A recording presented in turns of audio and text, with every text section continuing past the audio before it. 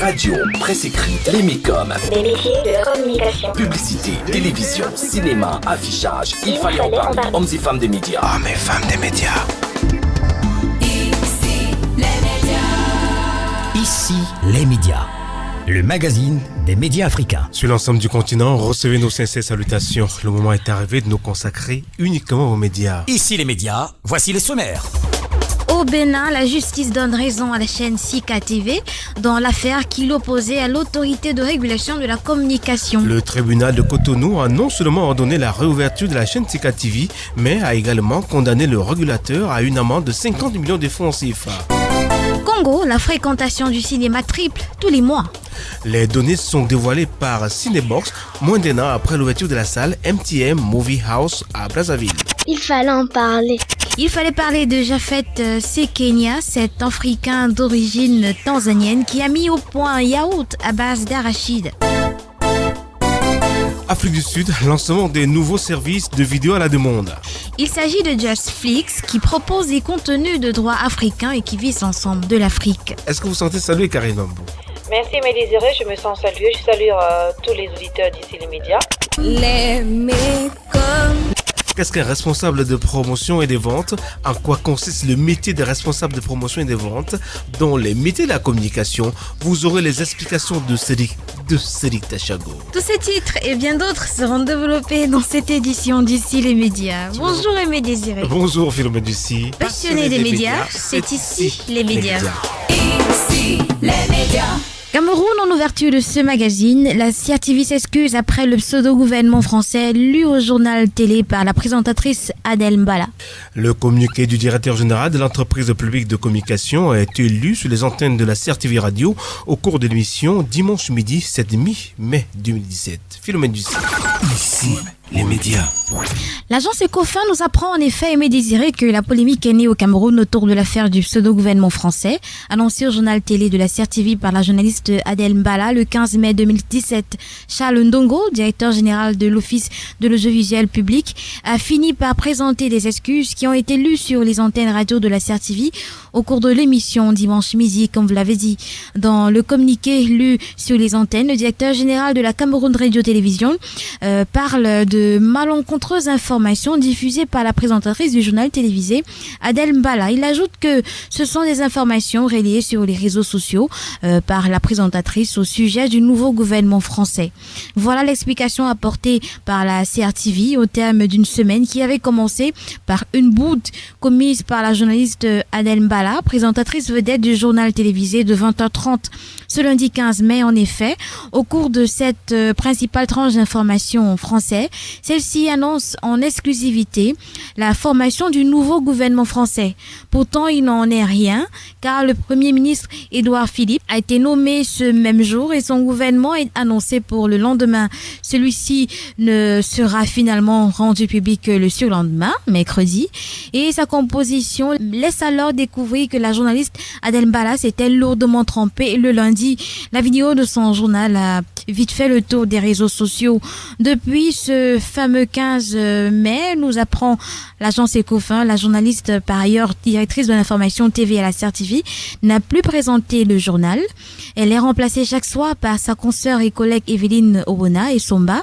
Toutefois, aucune information officielle n'a été donnée sur le sort qui lui est réservé. Ici, les médias. Bénin, la justice donne raison à la chaîne Sika TV dans l'affaire qui l'oppose à l'autorité de régulation de la communication. Telle est la décision du tribunal de Cotonou à la suite du procès qui a opposé la chaîne privée à l'instance de régulation depuis le mois de novembre 2016. Karine Bambou. Ici, les médias. C'est affirmatif et le tribunal de Cotonou a rendu son verdict dans le procès pour fermeture abusive de la chaîne Sika TV. La décision de justice rendue ce 22 mai 2017 ordonne ainsi la réouverture de ce média privé. Par ailleurs, une amende de 50 millions de francs CFA a été infligée à la haute autorité de l'audiovisuel de la communication. Sika TV, pour ceux qui ne le savent pas, Aimé Désiré, fait partie des chaînes mises sous scellé en novembre 2016 par l'autorité de régulation. Le média qui appartient à l'homme d'affaires béninois Sébastien Ajavon payait ainsi pour une sanction prise contre son partenaire, la société Idyll Production. Les locaux de cette entreprise privée avaient également été fermés temporairement. La chaîne avait alors saisi la justice contre la décision de la Hague. Non seulement le tribunal de Cotonou a qualifié d'illégale la fermeture de la société Idyll Production, mais également il considère que le président de la Hague, Adam Bonitessi, a commis une voie de fait en faisant apposer des scellés aux locaux de cette entreprise et de Sika TV. L'instance de régulation est donc sommée de procéder à leur ouverture avec une astreinte combinatoire de 10 millions de francs CFA par jour de retard. Karine Mambou depuis Johannesburg, ici les médias. Ici les médias. Alors ils sont en ligne avec nous, Cédric Tachago, Ismaël Karim. Bon, Cédric, bonjour. Bonjour Aimé Désiré et bonjour à tous les auditeurs d'ici les médias qui nous écoutent pour cette émission. Que pensez-vous de cette décision qui, pour ma part, semble vraiment inattendue? Bon, déjà, c'est bien difficile de commenter. Donc, je pourrais juste ici livrer ma compréhension du sujet. Déjà, il faut remarquer, Aimé Désiré, que dans le sillage des chaînes panafricaines, Sika TV, avant sa fermeture, s'inscrivait parmi les leaders déjà et imprimait véritablement ses marques dans le paysage audiovisuel africain. Donc la réouverture à nos yeux est clairement une bonne chose, même si la chaîne de l'homme d'affaires à Javon va perdre quelques plumes, déjà du point de vue des audiences. Et cette affaire démontre clairement le revers de la médaille dans la cohabitation politique et business. Car dans les antécédents, on le sait, à l'origine, tout vient d'une brouille entre les deux anciens alliés, Patrice Talon, le président du Bénin, et Sébastien Ajavon, d'affaires entre non-respect des accords conclus après la présidentielle et accusation de trafic de 18 kg de cocaïne au port de Cotonou. Les relations se sont vraiment dégradées entre les deux hommes. Et d'après de nombreux analystes béninois, c'est tout ceci qui a conduit à la fermeture de Idyll Production, donc de Sika TV en novembre 2016. Mais la question qui, d'après nous, mérite d'être véritablement posée est celle de savoir qui va justement payer la note de 50 millions. Parce que sur le plan économique, on le sait, le pays est secoué par une crise et le gouvernement Talon a déjà lancé plusieurs emprunts obligataires pour enflouer les caisses de l'État. Donc, Aimé Désiré, c'est une situation un peu compliquée, même si on peut se satisfaire du retour du signal de Sika TV, qui, comme je l'indiquais plus haut, se positionnait quand même comme une chaîne leader dans le secteur des chaînes panafricaines dans le territoire africain. Merci Cédric Tachago. Ne partez pas, je vous en prie. Tout à l'heure, vous allez parler de quoi dans les MECOM? Tout à l'heure, dans les MECOM, on va faire une incrustation dans le monde de la publicité. Oui, d'accord. Merci, à tout à l'heure, Cédric. Merci, Aimé Désiré. Mais Ismaël, bonjour. Bonjour Aimé Désiré, bonjour à tous auditeurs d'ici les médias. Alors Ismaël, vous avez suivi l'actualité de la politique et de la communication au Bénin. L'homme d'affaires Sébastien Ajavon avait été récemment accusé de trafic de drogue avant d'être relâché. Quel rapprochement pouvez-vous faire, peut-on faire aujourd'hui avec les démêlés de Sébastien Ajavon? En Afrique, on a coutume de confondre un petit peu l'homme avec les pouvoirs politiques, même à vos affaires. Pour le cas précis, je suis un petit peu surprise. La télévision ne souffrait de rien à voir avec le trafic de drogue. Donc, à un moment donné, on se demande si l'organe de régulation de la communication n'est quelque peu pas manipulé par des hommes politiques, des hommes aux affaires.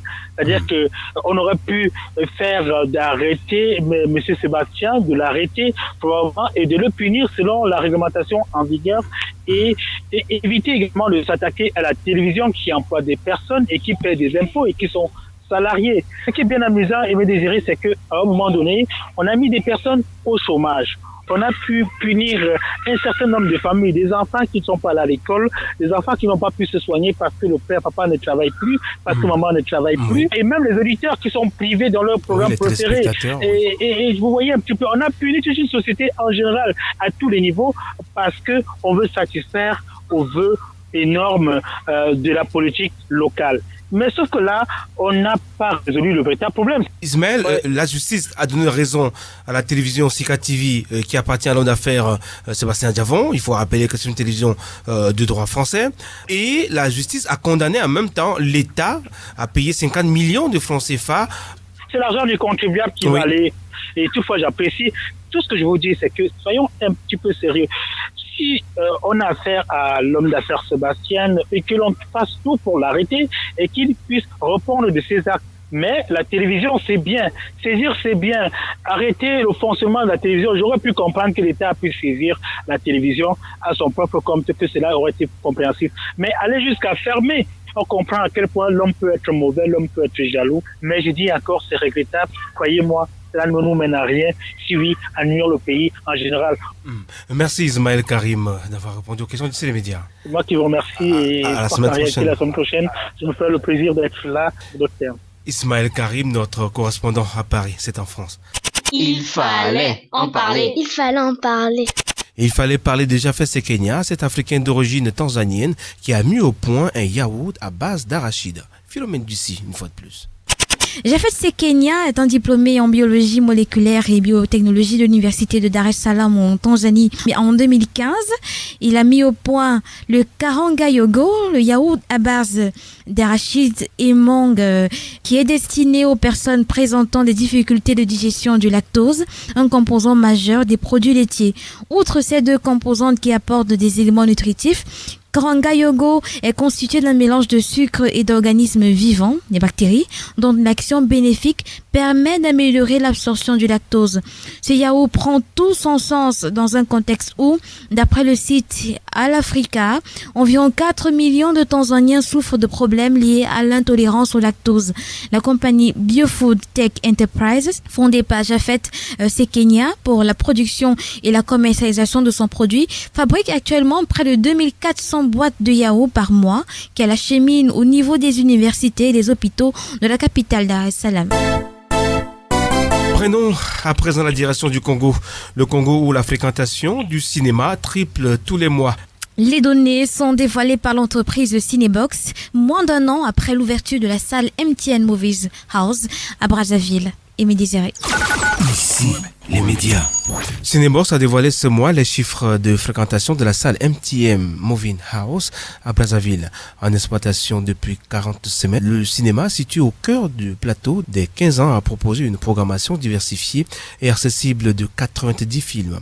Depuis son lancement, la fréquentation de la salle MTM Movie House est en moyenne multipliée par 3 tous les mois. La hausse constante de la fréquentation démontre l'engouement des Brazzavillois pour le cinéma. C'est également une preuve qu'il y a un véritable essor d'industrie culturelle en Afrique centrale. Cette dynamique est illustrée par la relance de la culture du cinéma au Congo. Romaric Onyangue, administrateur de Cinebox, déclare « MTM Movie House a permis aux Congolais de découvrir pour la première fois le succès du box-office au moment de leur sortie internationale. Les films qui ont connu la plus forte affluence sont Bienvenue au Gondwana, Fast and Furious 8 de Gary Gary et également Les Figures de l'ombre de Théophile Melfi. Chacun de ces films a fait salle comble dès le premier week-end de projection et est resté à l'affiche pendant 3 semaines. Au-delà, cela confirme que les films africains ont pleinement leur place dans les salles de cinéma en Afrique. Ici, les médias. Merci Aimé Désiré. Alors juste derrière, nous retrouvons Edita Nefertiti et Olivier Caillou. Elle est à Washington. Edita Nefertiti, bonjour. Bonjour Aimé Désiré et bonjour aux auditeurs de tous les médias. Peut-on parler ici d'une bonne nouvelle, suivie dans quelle mesure ce qui se passe au Congo? Bonne nouvelle, certainement pour la salle de ciné MTN. Mais c'est pas une bonne ou une mauvaise nouvelle parce que c'est pas un élément nouveau. La consommation du cinéma africain par les Africains est quelque chose qui a pris de l'ampleur depuis la fin des années 2010. Les Africains consomment de plus en plus de cinéma africain, des créations artistiques cinématographiques africaines. Ils n'ont pas attendu les salles de cinéma pour consommer africain. Et d'ailleurs, c'est ce qui a fait exploser la création artistique de ce 7e art-là. On voit avec des web-télé de sites africains, Afro TV et plein d'autres chaînes Internet qui distribuent, si on peut dire ça, des produits africains. Donc ce n'est qu'un heureux constat d'une continuité. Alors, il faut peut-être noter, Edita, que Cinébox n'offre pas que du contenu africain. Il y a autre chose là-dedans. Est-ce que ça reste un avantage pour le Congo? Ça reste un avantage pour le Congo, je ne sais pas, certainement, parce qu'il y a un besoin de centres de divertissement en Afrique, et notamment en Afrique centrale, qui manque cruellement de centres où les gens peuvent aller se divertir, et notamment de salles de ciné. Alors, merci Edita. Je vous en prie, ne partez pas, rester en ligne avec nous. D'accord, je reste. Olivier est à Paris. Bonjour Olivier. Bonjour, Olivier est à Strasbourg. Bonjour Olivier. Bonjour mes désirés, bonjour à tous les auditeurs de les médias. Alors Olivier, la salle MTM Moving House a été lancée à Brazzaville en août 2016. Cela faisait 25 ans que le Congo n'avait pas eu de salle de cinéma. Le cas du Congo n'est pas isolé, vous le savez bien. Je ne voudrais pas parler du Cameroun. Je refuse de parler du Tchad ou du Gabon où les salles de cinéma ont cédé de la place à des églises ou à des commerces. Alors, quels peuvent être les enjeux d'une renaissance des salles de cinéma en Afrique? Alors, au-delà des enjeux, en revenant un tout petit peu sur ce phénomène où les salles de cinéma ont complètement disparu sur une bonne partie des pays africains, alors, on revient encore sur l'éternel problème d'investisseurs. J'ai vu beaucoup de personnes se lever et fustiger les États sur le fait qu'il n'y avait pas de salles de cinéma, il n'y avait pas... les gens n'avaient pas la possibilité d'aller regarder les films. Oui. Alors, il faudrait peut-être que les gens se tournent vers ce qui se passe ailleurs, parce que ailleurs, c'est pas l'État qui investit dans le cinéma, oui, dans les salles, oui, voilà. Et bien sûr que l'État peut avoir une politique culturelle beaucoup plus globale où fixe un cadre. Je prends le cadre de la France. L'État français a institué ce qu'on appelle la préférence nationale, ce qui fait que dans les sorties des films, sur 10 films, on privilégie 6 films français. Oui. Ça fait que les films américains aujourd'hui sont proposés en version originale sous-titrée. Donc, c'est peut-être une politique qui décourage les gens à aller voir. Pour revenir sur le cas africain, moi je me rappelle du cas du Cameroun que je connais très bien. Les salles de cinéma au Cameroun étaient la propriété de la famille Fosso, qui est très connue au Cameroun, et étaient exploitées par Cinévision. Cinévision était locataire des salles et donc devait, en principe, payer un loyer à la famille Fosso, ce qui n'a pas été le cas pendant un moment. Et donc, la famille Fosso, n'étant pas dans le social, ça on le sait très bien. Oui, on le sait très bien, oui. Ont donc retiré l'exploitation de la salle à Cinévision et ont préféré louer ces salles-là aux personnes qui ont les moyens. Et aujourd'hui, ce sont les églises qui ont les moyens. Ce qui se passe au Congo est tout à fait révélateur. Et attention, si les salles de cinéma ont commencé à avoir des petits problèmes sur le continent, notamment sur les pays de la région Afrique centrale, c'est peut-être parce que l'offre en matière de cinéma n'était plus intéressante. Parce qu'on se rappelle que depuis le boom un film sorti aux États-Unis est tout de suite téléchargeable en Afrique. Donc, on peut le télécharger, on peut retrouver le DVD en vente libre dans la rue. Donc, ce qui fait une grosse concurrence aux salles. Les salles aujourd'hui peuvent proposer un confort, le fait de pouvoir être accompagné de quelqu'un, être dans un cadre très, très, très idéal. Donc, l'exemple du Congo-Brazzaville est très, très intéressant à suivre parce que les films qu'ils proposent sont des films plus ou moins très, très récents. Ça, c'est très intéressant. Ça fait que les gens ont envie d'aller au cinéma, même s'il y a l'offre des téléchargements à côté. C'est pas le même cadre, c'est pas le même environnement. Donc, ça reste quelque chose de très attractif. Donc, il faudrait que les exploitants des salles de cinéma en Afrique, et particulièrement dans cette zone, pense au fait de pouvoir proposer des films d'actualité. Ça, c'est très important parce que si les films ne sont pas d'actualité, alors qu'ils soient sûrs d'une chose, c'est qu'il n'y aura pas les gens en salle. On aura beau construire les plus belles salles, mais il n'y aura personne en salle. Et puis, autre chose, et c'est ce qui s'observe ici en France aussi particulièrement, ça ne sert à rien de faire des salles qui prennent 1000 personnes. On peut faire un complexe, parce que c'est ce qui existe ici, un complexe où on retrouve une dizaine ou une vingtaine de salles, mais des salles qui ont des capacités de 100, 150 à 200 places. Ce qui fait que on peut pendant qu'on projette un film ici, on projette un autre là-bas. Ça fait qu'on on mobilise plusieurs personnes pour plusieurs films. Voilà, c'est exactement ça la politique. Donc il faut réfléchir là-dessus, parce que si cette réflexion a été menée même ici, il faut savoir que c'est parce qu'à un moment donné, il y a eu un problème, et face à un problème, il faut trouver des solutions, et il n'y a pas de mal à copier ce qui se fait de bien ailleurs. faut pas avoir honte de ça. Mais si après les films ne sont pas très intéressants, on aura une salle où il y a 20 personnes et c'est pas très intéressant de voir une salle d'une capacité de 1000 places qui n'a que 20 personnes et une capacité de 500 places qui n'a que 10 personnes. Oui. Ça ne sert à rien. On fait une salle de 150 à 200 places et là, s'il y a 50 personnes, la salle est à moitié pleine. À moitié pleine, voilà. Là, ça fait... Et de l'autre côté, on diffuse un autre film qui a aussi 150 personnes, une salle de 150 places, et la salle est à moitié pleine. Et c'est comme ça qu'on peut rentabiliser. Donc, le phénomène qui s'observe au Congo-Brazzaville est très intéressant et très encourageant. Et j'ose fort bien croire, Olivier, que les entrepreneurs et les investisseurs ont tendu l'oreille pour écouter vos conseils qui peuvent les amener à revoir, à réorienter leur argent, le milliard, vers des projets plus rentables, comme le cinéma, pourquoi pas. Tout à fait. Et là encore, ça nous permet de rebondir sur le cinéma africain. Moi, je pense que une manière d'attirer encore les gens dans les salles de cinéma, c'est peut-être pas de diffuser tous ces films qui sortent dans le box-office, tous ces grands films avec les grands acteurs internationaux très connus. Les acteurs africains sont devenus très très forts.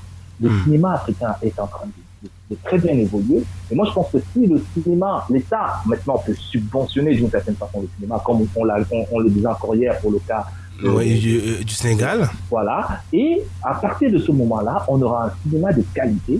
Parce qu'on voit bien le dernier film africain sorti avec les Beau Michel et tout ça. C'est un film qui marche très très bien en Afrique. Donc, moi je pense qu'une offre africaine sur le cinéma, ce serait quelque chose de très intéressant. Et c'est un filon qu'on devrait peut-être exploiter de plus en plus. Et je pense que c'est par là, peut-être qu'on ramènera les gens en salle, parce que les films qui sortent sur le box-office sont téléchargeables, on les trouve un peu partout, que ceux-là, on ne les trouverait pas très facilement. Oui. Merci Olivier Nkayu. Mais c'est moi qui vous remercie et mes désirés, et je vous souhaite une très très bonne fin de journée, ainsi qu'à tous les auditeurs de ces médias, qui est juste près de vous. À la semaine prochaine. À la semaine prochaine. C'était Olivier Nkayu, notre correspondant à Strasbourg, c'est en France. Nous terminons ce tour de l'actualité des médias en Afrique par l'Afrique du Sud, où il y a lancement d'un nouveau service de vidéo à la demande. Il s'agit de JustFlick qui propose des contenus de droit africain et vise l'ensemble de l'Afrique. Karine Nambou. Nous repartons à Washington où nous attend Edita Nefertiti. Alors Edita, quels peuvent être les enjeux de la vidéo à la demande sur l'économie africaine? Et Désiré, c'est un grand impact pour l'économie. Avec cette innovation, je pense qu'il y aura une autre dimension de l'emploi qui va se concentrer sur le numérique, l'univers numérique, cinématographique, le commercial, l'informatique et la distribution. La distribution numérique. Donc, c'est vraiment quelque chose de nouveau.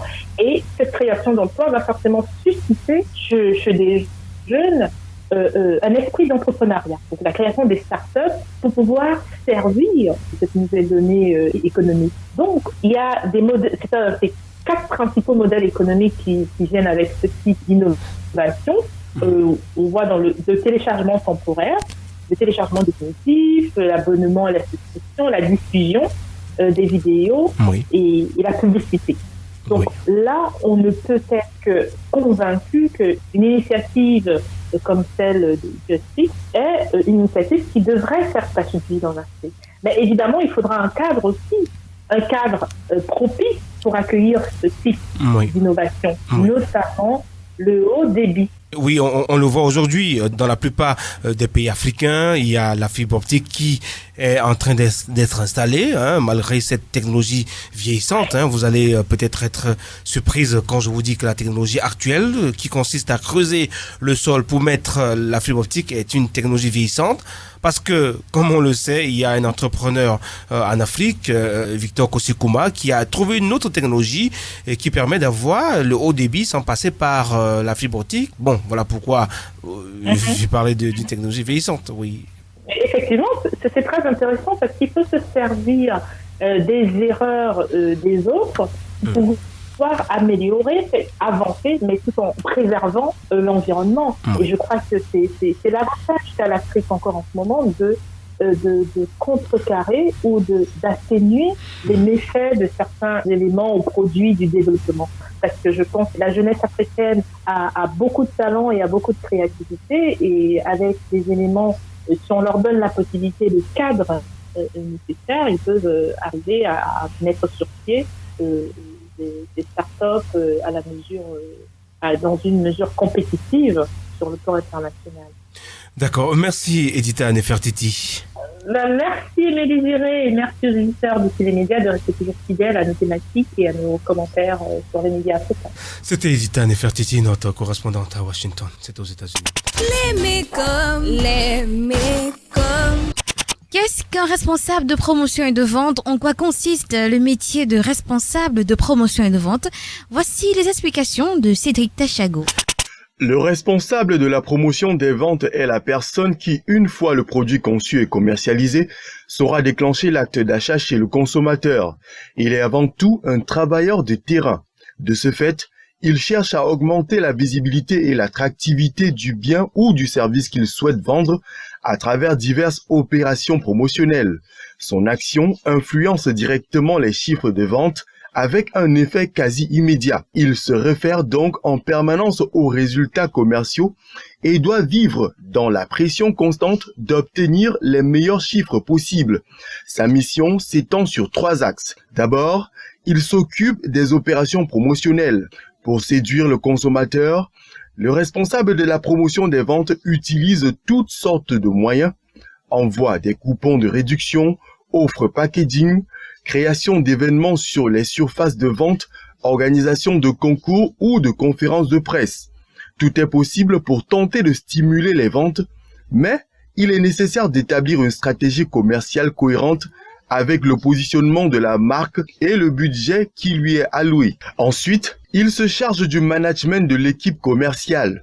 Souvent en déplacement, le responsable de la promotion des ventes doit également gérer ses attachés commerciaux qui se déploient dans tous les points de vente et tente de négocier la meilleure visibilité possible pour les produits. Il doit les accompagner dans leur formation, leur évolution et leurs difficultés. Enfin, il a pour rôle d'analyser l'impact sur les ventes. Ce professionnel doit être capable de prouver en quoi la stratégie qu'il a choisi d'adopter a été bénéfique sur les ventes et que l'argent dépensé pour cette stratégie a été compensé par une augmentation substantielle du chiffre d'affaires. Cela implique une analyse poussée des résultats commerciaux et certaines compétences techniques en marketing. Parlant des compétences justement, le responsable de la promotion des ventes doit faire appel à son imagination, à sa créativité pour proposer des actions innovantes et efficaces. Il cherche sans relâche le petit plus qui va différencier sa campagne de celle du concurrent. Pour faire naître chez le client le désir d'acheter, il faut d'abord susciter son étonnement, sa curiosité. En plus de la rigueur dans le travail, le responsable de la promotion et des ventes doit être persuasif et à l'écoute. Ainsi, les métiers de la communication étant divers et variés, à vous de tracer votre chemin. Maintenant que vous savez en quoi consiste le métier des responsables de promotion et des ventes, à vous de prendre la bonne décision pour une meilleure intégration dans le monde de la communication. Ici, les médias. Passionnés des médias, vous avez écouté cette autre édition d'ici les médias. Soyez-en remerciés. L'équipe au grand complet, producteur Ada Production, coproducteur Radio Veritas au Cameroun, Record FM au Gabon, habillage Nemro Kwame, prise de son Sam Miki, nos correspondants Roland Diaco et Merci Boumba à Libreville au Gabon, Cédric Tachago à Douala au Cameroun, Hélène Dobidi à Lomé au Togo, Karine Mambo à Johannesburg en Afrique du Sud, Teddy Pato à Rabat au Maroc, Olivier Nkahu à Strasbourg, Ismaël Karim à Paris en France, Edita Nefertiti à Washington aux États-Unis. Retrouvez ce programme sur notre page Facebook, Ici les médias. Hélène Dobidi qui nous retrouvera la semaine prochaine pour une nouvelle édition d'Ici les médias. Avec plaisir. Dans ce studio de Veritas, elle Philomène Lucie. Et lui aimait désirer adorer. Passionné de médias, c'était Ici les médias. Prenons rendez-vous sur votre...